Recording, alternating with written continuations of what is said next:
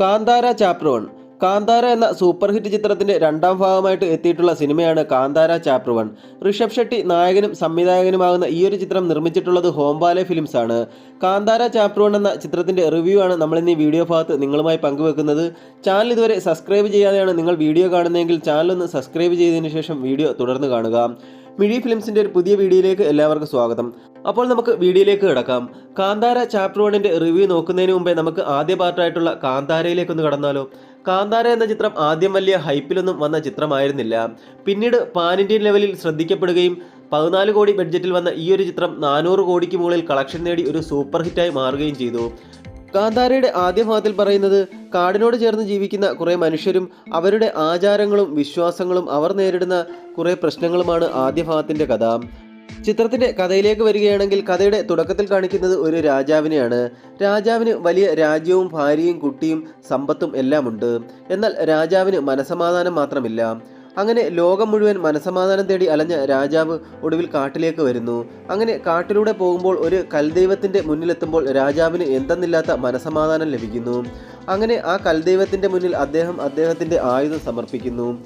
അത് അവിടെയുള്ള ഗ്രാമവാസികളുടെ ദൈവമായ പഞ്ചുരുളി കൽദൈവമായിരുന്നു. രാജാവ് അവിടെയുള്ള ഗ്രാമവാസികളോട് കൽദൈവത്തെ തനിക്ക് തരുമോ എന്ന് ചോദിക്കുന്നു. അപ്പോൾ അവിടെ ഉണ്ടായിരുന്ന ഗ്രാമവാസികളിൽ ദൈവകുടുംബത്തിലുള്ള ഒരാളിൽ പഞ്ചുരുളി ദൈവം വരികയും അയാളിലൂടെ രാജാവിനോട് സംസാരിക്കുകയും ചെയ്യുന്നു. രാജാവിനോട് പഞ്ചുരുളി ദൈവം പറയുന്നു, ഞാൻ നിന്റെ ഒപ്പം വരാം, നിനക്ക് മനസമാധാനവും ശാന്തിയും ഐശ്വര്യവുമെല്ലാം തരാം. പകരമായി ഈ ഭൂമി ഇവിടെയുള്ള ഗ്രാമവാസികൾക്ക് നീ പകുത്തു നൽകണം. രാജാവ് അത് സമ്മതിക്കുന്നു. അപ്പോൾ ഒരു കാര്യം കൂടി പഞ്ചുരുളി ദൈവം രാജാവിനോട് പറയുന്നു, ഞാൻ നിന്റെ കൂടെ വരികയാണെങ്കിൽ എൻ്റെ ഒപ്പം ഗുളികനും ഉണ്ടാവും. നീ ഈ പറഞ്ഞ വാക്ക് എപ്പോഴെങ്കിലും ലംഘിക്കുകയാണെങ്കിൽ അതിൻ്റെ ഫലം നീയും നിന്റെ കുടുംബവും അനുഭവിക്കേണ്ടി വരും. ഞാൻ നിന്നോട് ക്ഷമിച്ചാലും ഗുളികൻ ക്ഷമിക്കുകയില്ല. എന്നാൽ രാജാവ് പറയുന്നു, എന്നെ വിശ്വസിക്കാം, ഞാൻ ഒരിക്കലും വാക്ക് ലംഘിക്കുകയില്ല എന്ന് പറഞ്ഞ് പഞ്ചുരുളി കൽദൈവവുമായി രാജകൊട്ടാരത്തിലേക്ക് പോകുന്നു. അങ്ങനെ രാജാവ് സമാധാനത്തോടു കൂടി ജീവിക്കുന്നു. പിന്നീട് കാണിക്കുന്നത് വർഷങ്ങൾക്ക് ശേഷമുള്ള കാലഘട്ടമാണ്. ഗ്രാമവാസികളിൽ ദൈവകുടുംബത്തിലുള്ളയാൾ ഭൂതക്കോലം കെട്ടി അവർ ഉത്സവം ആഘോഷിക്കുന്നു. ഭൂതക്കോലം കെട്ടുന്ന സമയത്ത് പഞ്ചുരുളി ദൈവം ഭൂതക്കോലം കെട്ടുന്ന ആളിൽ പ്രവേശിക്കുകയും അയാളിലൂടെ ഗ്രാമവാസികളോട് സംസാരിക്കുകയും ഗ്രാമവാസികളുടെ പ്രശ്നങ്ങൾക്ക് പരിഹാരം നിർദ്ദേശിക്കുകയും ചെയ്യുന്നു. അതേസമയം അന്നത്തെ രാജാവിൻ്റെ പിൻതലമുറയിലുള്ള ഇപ്പോഴത്തെ അവകാശി അവിടെയുണ്ട്. അയാൾ ഗ്രാമവാസികളുടെ ഉത്സവം നടക്കുന്ന സ്ഥലത്ത് വന്നിട്ടുണ്ട്. അയാളുടെ ഉദ്ദേശമെന്ന് പറയുന്നത് അന്നത്തെ രാജാവ് ഗ്രാമവാസികൾക്ക് കൊടുത്ത ഭൂമി തിരികെ വേണമെന്ന് പറയാനാണ്. അങ്ങനെ പഞ്ചുരുളി ദൈവത്തിനോട് ഗ്രാമവാസികൾക്ക് കൊടുത്ത ഭൂമി തിരികെ വേണമെന്ന് പറയുന്നു. അപ്പോൾ ഭൂതക്കോലം കെട്ടിയ പഞ്ചുരുളി ദൈവം അയാളോട് പറയുന്നു, ഇത് നിങ്ങളുടെ ഭൂമിയല്ല, ഗ്രാമവാസികളുടെ ഭൂമിയാണെന്ന് പറയുന്നു. അപ്പോൾ അയാൾ പറയുന്നു, അല്ല, ഇത് എൻ്റെ ഭൂമിയാണ്, എനിക്ക് മാത്രം അവകാശമുള്ള ഭൂമിയാണെന്ന് പറയുന്നു. അപ്പോൾ പഞ്ചുരുളി ദൈവം പറയുന്നു, ഭൂമി തിരിച്ചു തരാം, പക്ഷേ ഇത്രയും നാളും നിങ്ങൾ അനുഭവിച്ച മനസമാധാനം തിരികെ നൽകുമോ എന്ന് ചോദിക്കുന്നു.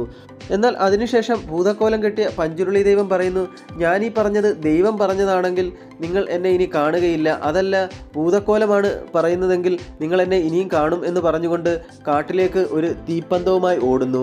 എന്നാൽ പിന്നീട് അയാളെ ആർക്കും കാണാൻ കഴിയുന്നില്ല. അയാൾ ആ കാട്ടിൽ ഓടി മറയുന്നു. പിന്നീട് ഈ രാജകുടുംബത്തിലെ ഇപ്പോഴത്തെ പിൻഗാമി കോടതിയിൽ ഈ ഭൂമി തിരികെ വേണമെന്ന് പറഞ്ഞുകൊണ്ട് കേസ് കൊടുക്കുന്നു. പിന്നീട് അയാൾ കോടതിപ്പടിയിൽ രക്തം തുപ്പി മരിക്കുകയാണ് ചെയ്യുന്നത്. പിന്നീട് കാണിക്കുന്നത് വർഷങ്ങൾക്ക് ശേഷമുള്ള കാലഘട്ടമാണ്. അവിടെ നമ്മുടെ നായകനായിട്ടുള്ള ശിവയെ കാണിക്കുന്നുണ്ട്. ശിവയാണ് ഭൂതക്കോലം കെട്ടേണ്ട ദൈവകുടുംബത്തിലെ ഇപ്പോഴത്തെ അവകാശി. എന്നാൽ ശിവയ്ക്ക് അതിലൊന്നും യാതൊരു താല്പര്യവുമില്ല.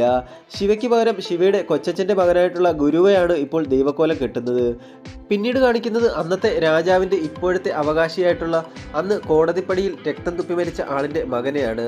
അയാളൊരു നല്ല വ്യക്തിയായിട്ടാണ് നാട്ടുകാരെല്ലാം കാണുന്നത്. എന്നാൽ അയാളുടെയും മനസ്സിലിരിപ്പ് ഈ ഭൂമി കൈക്കലാക്കുക എന്നുള്ളതാണ്. പിന്നീട് കാണിക്കുന്നത് ഫോറസ്റ്റ് ഉദ്യോഗസ്ഥനായിട്ടുള്ള ഒരാളെയാണ്. അയാൾക്ക് ഗവൺമെൻറ് നൽകിയിരിക്കുന്ന നിർദ്ദേശം അനധികൃതമായിട്ട് കയ്യേറിയിരിക്കുന്ന വനഭൂമിയെല്ലാം തിരികെ പിടിക്കുക എന്നുള്ളതാണ്. വനഭൂമി അളന്ന് തിട്ടപ്പെടുത്താൻ വരുന്ന അയാളെ ഗ്രാമവാസികൾ എതിർക്കുന്നു.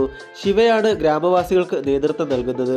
അങ്ങനെ ശിവയും ഫോറസ്റ്റ് ഉദ്യോഗസ്ഥനുമൊക്കെ ആയിട്ട് നിരവധി പ്രശ്നങ്ങൾ ഉണ്ടാകുന്നു. ശിവ ജയിലിലാവുകയുമൊക്കെ ചെയ്യുന്നുണ്ട്. പിന്നീട് കഥയുടെ അവസാനത്തിലേക്ക് വരുമ്പോൾ രാജാവിൻ്റെ ഇപ്പോഴത്തെ പിൻതലമുറക്കാരനായിട്ടുള്ള അവകാശി ഭൂതക്കോലം കെട്ടുന്ന ഗുരുവായെ സ്ഥലത്തിനു വേണ്ടി കൊല്ലുന്നു. പിന്നീട് കഥയുടെ അവസാനം നാട്ടുകാരും ശിവയുമെല്ലാം ചേർന്ന് രാജാവുമായിട്ട് വലിയ സംഘർഷമുണ്ടാകുന്നു. ഒടുവിൽ ശിവയിൽ ഗുളികൻ കയറുകയും അങ്ങനെ രാജാവിനെ ശിവ കൊല്ലുകയും ചെയ്യുന്നു. അങ്ങനെ ഈ ഒരു കഥ അവസാനിക്കുകയാണ്. ഇനി നമുക്ക് കാന്താരയുടെ സെക്കൻഡ് പാർട്ടായിട്ടുള്ള കാന്താര ചാപ്റ്റർ 1ലേക്ക് വരാം. അതിൻ്റെ കഥയൊന്നും ഞാൻ പറയുന്നില്ല, മൊത്തത്തിൽ എങ്ങനെയുണ്ടെന്ന് മാത്രമേ ഞാൻ പറയുന്നുള്ളൂ. ഈ ഒരു ചിത്രത്തിലേക്ക് വരികയാണെങ്കിൽ കാന്താരയുടെ ആദ്യ പാർട്ടിനെക്കാട്ടിൽ വലിയ രീതിയിലുള്ള ഒരു തിയേറ്റർ എക്സ്പീരിയൻസ് തന്നെയാണ് ഈ ഒരു ചിത്രം. ഇതിലെ ഗ്രാഫിക്സ് ആണെങ്കിലും ആക്ഷനൊക്കെ ആണെങ്കിലും ഒന്നിനെക്കാട്ടിൽ വളരെയധികം മികവുറ്റ രീതിയിലാണ് ചെയ്തിരിക്കുന്നത്. അതേ രീതിയിലുള്ള ബഡ്ജറ്റും ഈ ഒരു ചിത്രത്തിനുണ്ട്. ആദ്യ പാർട്ടിന് 14 കോടിയായിരുന്നു ബഡ്ജറ്റെങ്കിൽ രണ്ടാം പാർട്ടിന് 125 കോടിയാണ് ബഡ്ജറ്റ്. ഇതിലെ ആക്ഷൻ സീക്വൻസുകളൊക്കെ വേറെ ലെവലാണെന്ന് തന്നെ പറയാവുന്നതാണ്. അത്രയ്ക്ക് ഗംഭീരമായിട്ടാണ് ഇത് ചെയ്തിരിക്കുന്നത്. പിന്നെ ഈ ഒരു ചിത്രത്തിൽ കുറേ കോമഡിയും റൊമാൻസും പിന്നെ നല്ലൊരു കഥയും സസ്പെൻസും ത്രില്ലറും എല്ലാം ഉണ്ട്. ഇതിലെ പശ്ചാത്തല സംഗീതം എടുത്തു പറയേണ്ട ഒരു കാര്യം തന്നെയാണ്. വളരെ മികച്ച പശ്ചാത്തല സംഗീതമാണ് ഈ ഒരു ചിത്രത്തിന് നൽകിയിരിക്കുന്നത്. പിന്നെ ഈ ഒരു ചിത്രത്തിൽ നമ്മളുടെ മലയാളികളുടെ എല്ലാം ഇഷ്ടതാരമായിട്ടുള്ള ജയറാമിന് ഒരു വലിയ റോള് തന്നെയുണ്ട്. പിന്നെ ഈ ഒരു ചിത്രത്തിനെ പറ്റി കൂടുതൽ ഞാൻ പറയുന്നില്ല, കാര്യം ഇത് എല്ലാവരും തിയേറ്ററിൽ തന്നെ പോയി കാണുക. 100% നിങ്ങൾക്ക് ഇഷ്ടപ്പെടുന്ന രീതിയിലാണ് എടുത്തു വെച്ചിരിക്കുന്നത്. ഒരു ഹോളിവുഡ് ലെവൽ എന്നൊക്കെ പറയാം ഈ ഒരു ചിത്രത്തെ. അപ്പോൾ ഇന്നത്തെ വീഡിയോ ഇത്രയേ ഉള്ളൂ. നിങ്ങളെല്ലാവരും കാന്താര ചാപ്റ്റർ 1 എന്ന ചിത്രം തിയേറ്ററിൽ തന്നെ പോയി കാണുക. മസ്റ്റ് വാച്ച് തിയേറ്റർ എക്സ്പീരിയൻസ് മൂവിയാണ് കാന്താര ചാപ്റ്റർ 1 എന്ന ചിത്രം. ഒരു കിടിലൻ പടമാണ്. നിങ്ങൾ കണ്ടവരാണെങ്കിൽ നിങ്ങളുടെ അഭിപ്രായങ്ങൾ കമൻറ്റ് ബോക്സിൽ രേഖപ്പെടുത്തുക. കാണാത്തവർ തിയേറ്ററിൽ തന്നെ പോയി ഈ ഒരു മൂവി കാണുക. അപ്പോൾ ഇന്നത്തെ വീഡിയോ നിങ്ങൾക്കെല്ലാവർക്കും ഇഷ്ടമായെന്ന് പ്രതീക്ഷിക്കുന്നു. വീഡിയോ ഇഷ്ടമായെങ്കിൽ ഒന്ന് ലൈക്ക് ചെയ്യുക. കൂടാതെ ചാനൽ ഒന്ന് സബ്സ്ക്രൈബ് ചെയ്ത് സപ്പോർട്ട് ചെയ്ത് തരിക.